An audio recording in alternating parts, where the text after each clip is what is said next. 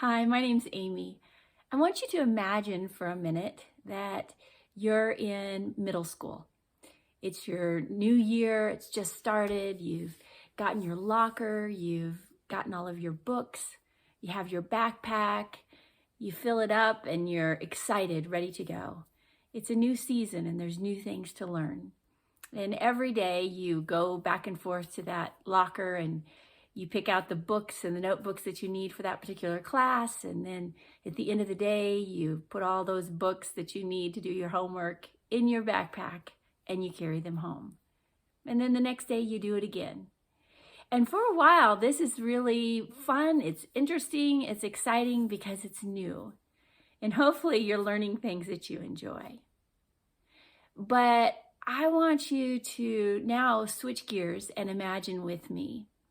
If you were to wake up and you were still in middle school and you would wake up in the morning and you'd go out to your breakfast table and there would be Einstein sitting at your table. And he would say good morning, and of course it'd be a little startling at first, but he'd say good morning, get your breakfast, sit down.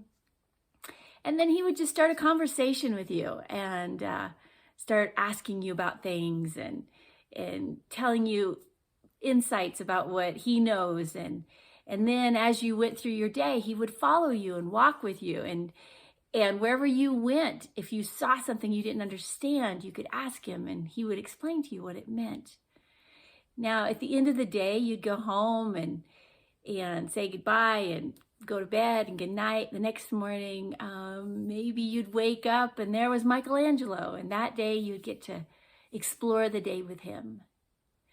The reason that I mention this and kind of have you imagining what this would be like, I want you to bring you into this thought process of going beyond just reading the Bible to walking with God every single day. It's not that the Bible is not needed and is not as valuable and as precious as it's always been. But the Bible points to a living God. A living God who sent his son Jesus that walked on this earth with us. Well, not with me, but walked with the men and the women that wrote their stories in the Bible and tell us what he was like and how he was the perfect representation of God the Father.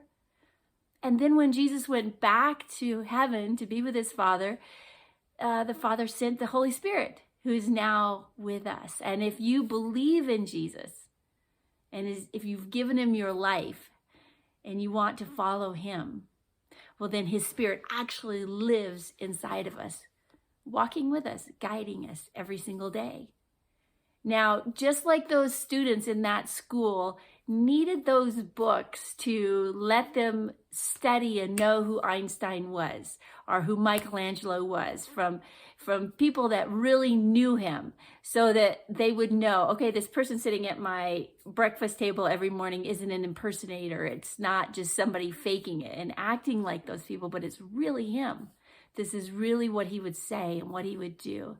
In that same way, we have the Bible, which is a record of those people who have walked with God in centuries past and who walked with Jesus physically while he was on the earth.